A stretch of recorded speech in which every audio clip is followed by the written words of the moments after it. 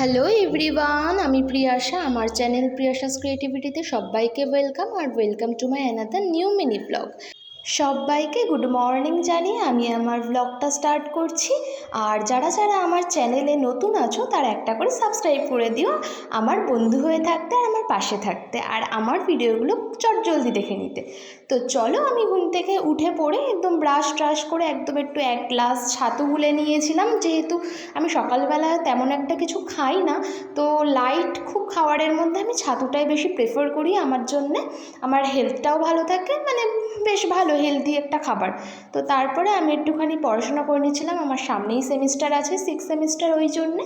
তো তারপরে দেখলাম যে আমার ঘরের দুয়ারের এই বিচ্ছিরি একটা অবস্থা, ওই জন্য আর কি আমি একটু আমার জামা, মানে যেগুলো যেগুলো ছিল জামা ড্রেসপত্র, আমি ওগুলো একটুখানি ওই ভাঁজ করে আলনায় গুছিয়ে রাখছিলাম, যেহেতু আমার অগোছালো ঘর একদমই পছন্দ নয়, ওই কারণে। তো আজকে আমি তোমাদের সাথে গল্প করব আর আমার কাজগুলো জাস্ট শেয়ার করব। আর যাদের যাদের আমার ব্লগগুলো ভালো লাগে তারা কিন্তু অবশ্যই একটা করে কমেন্ট করে দেবে।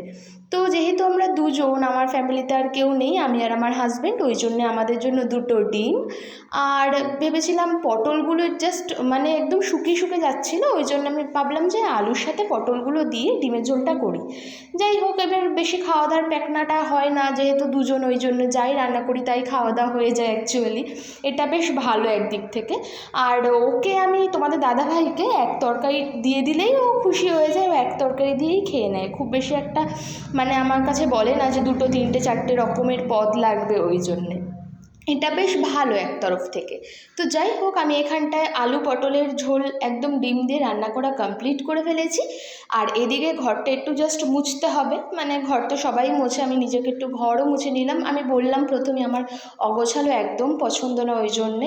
তো তারপরে আমার তো আর খুব বড় উঠোন নেই, ওই জন্যে আর কি ছোট আমার যে রোটা, ওই রোটা একটু ঝাড় দিয়ে নিয়ে আমি নিজে স্নান করে নিলাম, যেহেতু ঝাড়ু পোছা হয়ে গেল একদম বাইরে উঠোনের কাজ, ওই জন্য আমি স্নান করে ফ্রেশ হয়ে এই যে আমি জনসন বেবি ক্রিম লাগিয়ে, টিপ আর সিঁদুরটা তো মাস্ট একটা ওয়াইফের জন্যে, তো ওটা পরতেই হবে। তো ওটা পরে রিচুয়ালস পালন করে তো তারপরে আমাকে পুজো দিয়ে দিতে হবে, কারণ আমরা নিজেরা খাবো, ঠাকুর খাবে না, এটা তো আর হয় না।